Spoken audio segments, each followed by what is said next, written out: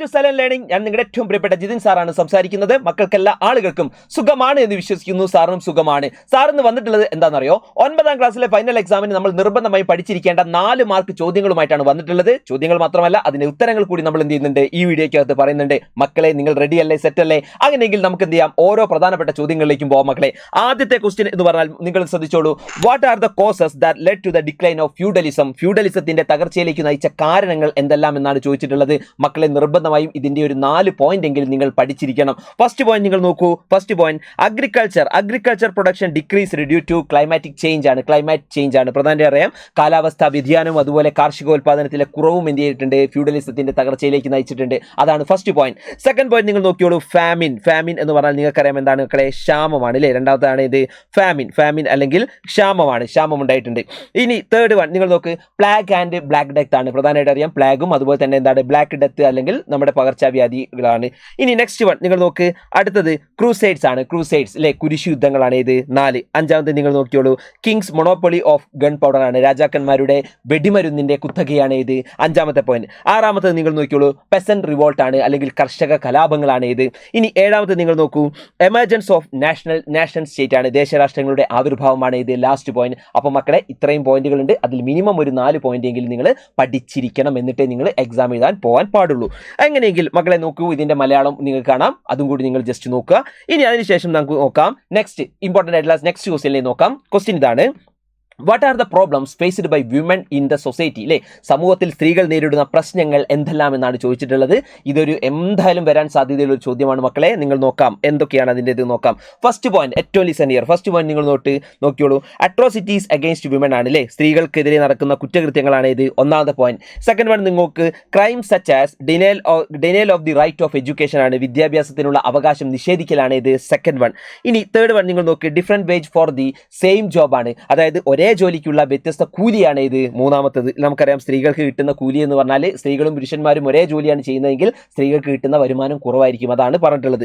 ഇനി fourth one നിങ്ങൾ നോക്കൂ, denial of opportunity for proving their abilities. കഴിവ് തെളിയിക്കാനുള്ള അവസരം നിഷേധിക്കലാണ്. സ്ത്രീകൾക്ക് ഒരുപാട് കഴിവുകളുണ്ട്, പക്ഷെ അവർക്കുള്ള അവസരങ്ങൾ വളരെ ലിമിറ്റഡ് ആണ് എന്നുള്ളതാണ് അല്ലേ. ഓക്കെ, നെക്സ്റ്റ് വൺ നിങ്ങൾ നോക്ക്, അവോയ്ഡൻസ് ഫ്രം പബ്ലിക് ആക്ടിവിറ്റീസ് ആണ്. പ്രധാനമായിട്ട് അറിയാം പൊതുരംഗത്ത് നിന്നും മാറ്റി നിർത്തലാണ്. അപ്പോൾ ഇത്രയും പ്രധാനപ്പെട്ട പ്രോബ്ലംസ് സ്ത്രീകൾ ഫേസ് ചെയ്യുന്ന പ്രോബ്ലംസ് ആണ്. നിർബന്ധമായി പഠിച്ചിരിക്കണം. ഇതൊരു ഇമ്പോർട്ടൻ്റ് ആയിട്ടുള്ള ചോദ്യമാണ് കേട്ടോ. അപ്പോൾ കറക്റ്റ് ആയിട്ടുള്ള അതിൻ്റെ മലയാളം കൂടി നിങ്ങൾക്ക് അവിടെ കാണാൻ വേണ്ടി പറ്റുന്നുണ്ട്. അതുകൂടി ജസ്റ്റ് എന്ത് ചെയ്യുക, നോക്കാം. അങ്ങനെയെങ്കിൽ മക്കളെ, നമുക്ക് നെക്സ്റ്റ് ക്വസ്റ്റ്യനിലേക്ക് നോക്കാം. ഇമ്പോർട്ടൻ്റ് ആയിട്ടുള്ള നെക്സ്റ്റ് ക്വസ്റ്റ്യൻ നോക്കിക്കോളൂ. What is the importance of election in A democratic system? ജനാധിപത്യ വ്യവസ്ഥയിൽ തെരഞ്ഞെടുപ്പിന്റെ പ്രാധാന്യം എന്തെല്ലാം? നമുക്ക് ഏറ്റവും ഇമ്പോർട്ടൻ്റ് ആയിട്ടുള്ള ഒരു ചാപ്റ്ററായ ഇലക്ഷൻ ആൻഡ് ഡെമോക്രസി എന്ന് പറയുന്ന ചാപ്റ്റർ അല്ലെ, തെരഞ്ഞെടുപ്പും ജനാധിപത്യവും എന്ന് പറയുന്ന ചാപ്റ്ററിനകത്ത് വരുന്ന ഒരു one of the most important ക്വസ്റ്റ്യനുകളിൽ ഒന്നാണ്. അതിലെ ഫസ്റ്റ് വൺ നിങ്ങൾ നോക്കിക്കോളൂ. ഏറ്റവും ഇമ്പോർട്ടൻ്റ് ആയിട്ടുള്ള ഫസ്റ്റ് പോയിന്റ് എന്ന് പറഞ്ഞാൽ നിങ്ങൾക്കറിയാം, election reflect the aspiration of the people. നമ്മൾ പഠിച്ചിട്ടുണ്ട്, തെരഞ്ഞെടുപ്പ് ജനാഭിലാഷം പ്രതിഫലിപ്പിക്കുന്നു. അതാണ് ഫസ്റ്റ് പോയിന്റ്. സെക്കൻഡ് പോയിന്റ് നിങ്ങൾ നോക്കിക്കോളൂ, people can select rulers of their choice through election. ജനങ്ങൾക്ക് ഇഷ്ടപ്പെട്ട ഭരണാധികാരികളെ അവർ തിരഞ്ഞെടുക്കാൻ സാധിക്കുന്നു. അതാണ് ഇത് സെക്കൻഡ് വൺ അല്ലേ. ജനങ്ങളുടെ ചോയ്സിനനുസരിച്ച് എന്ത് ചെയ്യാം, അവർക്ക് തിരഞ്ഞെടുക്കാം. ഇനി നെക്സ്റ്റ് വൺ, തേർഡ് വൺ നിങ്ങൾ നോക്കൂ, people can participate and respond in democratic process. നമുക്കറിയാം ജനങ്ങൾക്ക് ജനാധിപത്യ പ്രക്രിയയിൽ പങ്കെടുക്കുന്നതിനും പ്രതികരിക്കുന്നതിനുമുള്ള അവസരം എന്ത് ചെയ്യുന്നുണ്ട്, നൽകുന്നുണ്ട്. ഇനി ലാസ്റ്റ് ആൻഡ് ഫൈനൽ പോയിന്റ് നോക്കിക്കോളൂ, election is a good reason for the rulers to act according to the aspiration of the people. ഭരണാധികാരികൾ ജനാഭിലാഷം അറിഞ്ഞ് പ്രവർത്തിക്കാൻ എന്ത് ചെയ്യുന്നുണ്ട്, തെരഞ്ഞെടുപ്പ് ഒരു കാരണമാകുന്നുണ്ട്. അപ്പോൾ ഇത്രയും ഇമ്പോർട്ടൻ്റ് ആയിട്ടുള്ള പോയിന്റുകളാണ്. നിർബന്ധമായി പഠിച്ചു വെച്ചോളാം. ഇതൊരു ഇമ്പോർട്ടൻ്റ് ആയിട്ടുള്ള ക്വസ്റ്റ്യൻ ആണ് കേട്ടോ. ഓക്കെ, അങ്ങനെയെങ്കിൽ അതിന്റെ കറക്റ്റ് മലയാളം കൂടി മക്കൾക്ക് അവിടെ എന്ത് ചെയ്യുന്നുണ്ട്, കാണാൻ വേണ്ടി പറ്റുന്നുണ്ട്. ആ മലയാളം കൂടി എന്ത് ചെയ്തോളൂ, ജസ്റ്റ് നിങ്ങൾ നോക്കി വെച്ചോളൂ കേട്ടോ. ഓക്കെ, അങ്ങനെയെങ്കിൽ മക്കളെ പെട്ടെന്ന് തന്നെ നമുക്ക് നെക്സ്റ്റ് ക്വസ്റ്റ്യനിലേക്ക് പോകാം. ക്വസ്റ്റ്യൻ ഇതാണ്, what are the important functions of election commission of India? ഇന്ത്യയിലെ തെരഞ്ഞെടുപ്പ് കമ്മീഷന്റെ പ്രധാനപ്പെട്ടിട്ടുള്ള ചുമതലകൾ എന്ത് എന്നുള്ളതാണ് ഏറ്റവും ഇമ്പോർട്ടൻ്റ് ആയിട്ടുള്ള ഒരു ചോദ്യങ്ങളിൽ ഒന്നാണ്. അപ്പം മക്കളെ നിങ്ങൾ നോക്കാം, പ്രധാനമായിട്ടും എന്തൊക്കെയാണ് തെരഞ്ഞെടുപ്പ് കമ്മീഷന്റെ പ്രധാനപ്പെട്ട ചുമതലകൾ എന്താണ്? മക്കൾ നോക്കിക്കോളൂ. ഫസ്റ്റ് വൺ നിങ്ങൾക്കറിയാം എന്താണ്, സൂപ്പർവൈസ് ദ ഇലക്ഷൻ ആണ്. എന്താണ് ഈ പറയുന്ന ഇലക്ഷനെ മേൽനോട്ടം വയ്ക്കലാണ് ഇത് ഫസ്റ്റ് ഡ്യൂട്ടി അല്ലേ. രണ്ടാമത്തേത് എന്താണ്, പ്രിപ്പയർ വോട്ടേഴ്സ് ലിസ്റ്റ് ആണ്. വോട്ടർ പട്ടിക തയ്യാറാക്കലാണ് ഇത് രണ്ടാമത്തെ പ്രധാനപ്പെട്ട ചുമതലകൾ. ഇനി നെക്സ്റ്റ് വൺ നോക്ക്, declare the dates of different stages of election ആണ്. തെരഞ്ഞെടുപ്പ് പ്രക്രിയയുടെ വിവിധ ഘട്ടങ്ങളുടെ തീയതി പ്രഖ്യാപിക്കൽ, അതാണ് ഇത് മൂന്നാമത്തത്. അപ്പോൾ നമ്മളിപ്പോൾ എത്ര എണ്ണം പറഞ്ഞു? 1, 2, 3 പറഞ്ഞു. ഇനി നാലാമത്തത് നിങ്ങൾ നോക്ക്, അലോട്ട് ഇലക്ഷൻ സിംബൽസ് ആണ്. ഈ തെരഞ്ഞെടുപ്പ് ചിഹ്നങ്ങൾ എന്താണ് ഇതുപോലെ തന്നെ അംഗീകരിക്കൽ, അതാണ് ഇത് 5. നെക്സ്റ്റ് അടുത്തത് നോക്ക്, ദ അപ്പോയിൻമെന്റ് and training of election officials ആണ്. ഈ പറഞ്ഞ തെരഞ്ഞെടുപ്പ് ഉദ്യോഗസ്ഥരുടെ നിയമനവും അതുപോലെ തന്നെ അവർക്ക് വേണ്ട പരിശീലനവും നൽകുന്നു, അതാണ് ഇത് 6. ഇനി ഏഴാമത്തെ നിങ്ങൾ നോക്കിക്കോളൂ, voting counting votes and declaration of dates ആണ്. പ്രധാനമായിട്ട് നിങ്ങൾക്കറിയാം വോട്ടിംഗ് ഉണ്ട്, ഇതുപോലെ തന്നെ വോട്ട് കൗണ്ട് ചെയ്യുന്നുണ്ട്, അതേപോലെ തന്നെ എന്താണ് നമ്മുടെ ഇലക്ഷൻ റിസൾട്ട് ഫലപ്രഖ്യാപനം ചെയ്യുന്നുണ്ട്, നടത്തുന്നുണ്ട്. ഇതൊക്കെ ആരാണ്? ഇലക്ഷൻ കമ്മീഷൻ തന്നെയാണ്, അതാണ് ഏഴാമത്തത്. ഇനി എട്ടാമത്തത് ലാസ്റ്റ് നിങ്ങൾ നോക്കിയോളൂ, examine election expenses of candidates ആണ്. പ്രധാനമായിട്ടും സ്ഥാനാർത്ഥികളുടെ തെരഞ്ഞെടുപ്പ് കണക്കുകൾ പരിശോധിക്കൽ, അതും ആര് തന്നെയാണ്? ഇലക്ഷൻ കമ്മീഷന്റെ പ്രധാനപ്പെട്ട ചുമതലകളാണ്, അല്ലെങ്കിൽ ഫംഗ്ഷൻസ് ആണ്. നിർബന്ധമായി പഠിച്ചു വെച്ചോളണം, ഇതെന്തായാലും ചോദിക്കൂട്ടോ. അപ്പോൾ മക്കളെ അതിന്റെ കറക്റ്റ് മലയാളം കൂടി നിങ്ങൾക്ക് അവിടെ കാണാൻ വേണ്ടി പറ്റുന്നുണ്ട് കേട്ടോ. അപ്പോൾ എത്ര പോയിന്റ് ഉണ്ട് നോക്കിക്കോളാം, 1, 2, 3, 4, 5, 6, 7, 8ഓളം പോയിന്റുകൾ ഉണ്ട്. നിർബന്ധമായും അത് പഠിച്ചിരിക്കണേ, എന്നിട്ട് എക്സാമിന് പോകാൻ പാടുള്ളൂ. ഓക്കെ, അപ്പോൾ മക്കളെ നിങ്ങൾ നോക്കൂ, നെക്സ്റ്റ് ഇമ്പോർട്ടൻ്റ് ആയിട്ടുള്ള ക്വസ്റ്റ്യൻ ഇതാണ്.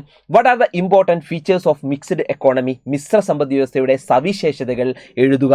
അപ്പോൾ നിങ്ങൾ നോക്കാം, മിശ്ര സമ്പദ് വ്യവസ്ഥ പ്രധാനമായിട്ട് 3 സമ്പദ് വ്യവസ്ഥകളാണ് നമുക്കുള്ളത്. ക്യാപിറ്റലിസ്റ്റ് സമ്പദ് വ്യവസ്ഥ അല്ലെങ്കിൽ ക്യാപിറ്റലിസ്റ്റ് എക്കോണമി, അതുപോലെ തന്നെ സോഷ്യലിസ്റ്റ് എക്കോണമി, അതുപോലെ മിക്സ്ഡ് എക്കോണമി. നമുക്കറിയാം മിക്സ്ഡ് എക്കോണമി. അപ്പോൾ മിശ്ര സമ്പദ് വ്യവസ്ഥ. അപ്പോൾ ക്യാപിറ്റലിസം എന്ന് പറഞ്ഞാൽ മുതലാളിത്ത സമ്പദ് വ്യവസ്ഥയാണ്, രണ്ടാമത്തത് സോഷ്യലിസ്റ്റ് സമ്പദ് വ്യവസ്ഥയാണ്, ലാസ്റ്റ് മിശ്ര സമ്പദ് വ്യവസ്ഥയാണ്.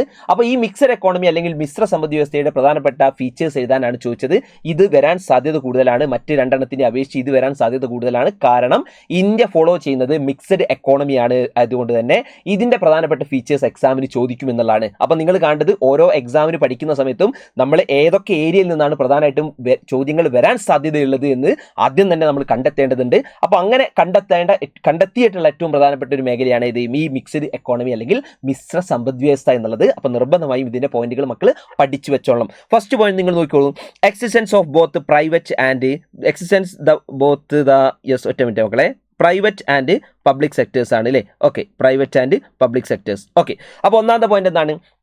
പൊതുമേഖലയും സ്വകാര്യ മേഖലയും നിലനിൽക്കുന്നു, അതാണ് ഇത് first point. Okay, second point നിങ്ങൾ നോക്ക്, economy works on the principle of planning ആണ്. ആസൂത്രണത്തിൽ അധിഷ്ഠിതമായി പ്രവർത്തിക്കുന്നു, അതാണ് ഇത് സെക്കൻഡ് പോയിന്റ് കേട്ടോ. ആസൂത്രണത്തിലാണ്, പ്ലാനിങ്ങിനെ അടിസ്ഥാനമാക്കിയാണ് ചെയ്യുന്നത് പ്രവർത്തിക്കുന്നത്. തേർഡ് പോയിന്റ് നിങ്ങൾ നോക്ക്, ഇമ്പോർട്ടൻസ് ടു വെൽഫെയർ ആക്ടിവിറ്റീസ് ആണ്. ഈ പറയുന്ന ക്ഷേമ പ്രവർത്തനങ്ങൾക്ക് പ്രാധാന്യം കൊടുക്കുന്നു. ഇനി ലാസ്റ്റ് ആൻഡ് ഫൈനൽ പോയിന്റ് നോക്കിയോളൂ, existence of both freedom of private ownership of wealth and the co economic control. പ്രധാനമായിട്ട് ശ്രദ്ധിക്കണം, സ്വകാര്യ സ്വത്തവകാശത്തിനുള്ള സ്വാതന്ത്ര്യവും അതുപോലെ തന്നെ സാമ്പത്തിക നിയന്ത്രണവും ഒരേപോലെ നിലനിൽക്കുന്നുണ്ട്. അപ്പോൾ മക്കളെ ഇത് ഏറ്റവും ഇമ്പോർട്ടൻ്റ് ആയിട്ടുള്ള മിക്സ്ഡ് എക്കോണമി അല്ലെങ്കിൽ മിശ്ര സമ്പദ് വ്യവസ്ഥയുടെ പ്രധാനപ്പെട്ട പോയിന്റുകളാണ്.